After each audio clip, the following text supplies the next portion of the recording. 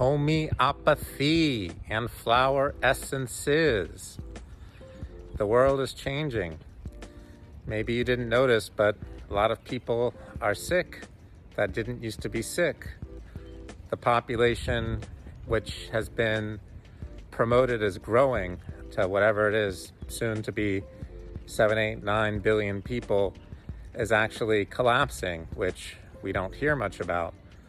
But you need to have new birth rates in order for a population to grow, which we have had for 50, 60, 70 years. Now we're not having that. So let's talk about this homeopathy thing. Another thing that's changed, healthcare, big changes. Well, let's take a look at some green things in the background here. Look at that, you see that? Beautiful tree. So back in 1905, homeopathy was one of the main forms of medicine available in the United States, in Switzerland, and England, and Germany. Okay, so what homeopathy is, which now is not unheard of, but not as well known about. What homeopathy is, it's taking the concept of like heals. So let's say I'm allergic to poison oak, which I am, definitely allergic to it actually. And what you can do is you can take a very minute quantity of poison oak and maybe mix it with something fairly inert, like some amino acids, like glutamine or something like that. And then you have that poison oak mixed in with some very little, just tiny bit, mixed in with some amino acids, and you can swallow one of those pills. Hope for the best. You can do that once a day, or maybe even less, during the season where the poison oak gets especially bad. And that can then, because you're being exposed to the allergen, you'll have less of an allergy if you actually get exposed to the poison oak. So that's a little bit like how the concept of homeopathy works. It's about like healing like.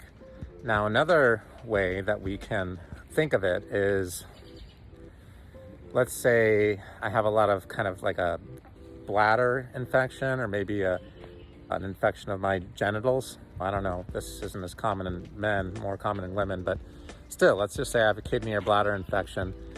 I could take a homeopathic remedy like cantharis, which is literally the energy of a beetle. They take a beetle, they take little bits and pieces of this dead beetle, and then they grind it up. They put a very small amount in some water. They shake up the water 10,000 times, and then they put maybe 7 or 10 drops of that water into 5 ounces of water, a good quality spring water, of course. And then you shake that up about 10,000 times, and you repeat this process 10,000 times. At the end of that, all that shaking, your final product has only water in it. It doesn't have any of the cantharis beetle, but you have the energy of the cantharis beetle because you have the kinetic energy of it from all the shaking.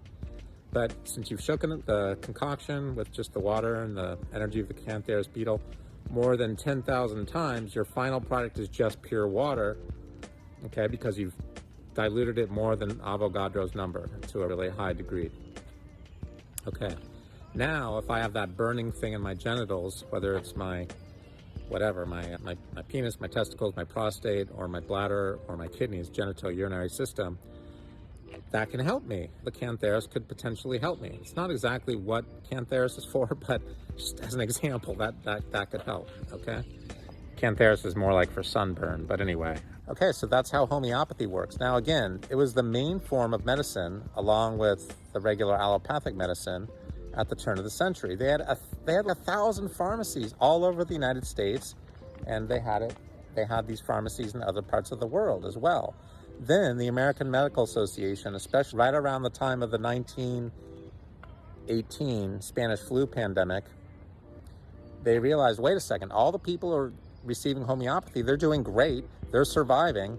They have a 4,000% improved chances of survival versus those people who are just going to the medical doctor.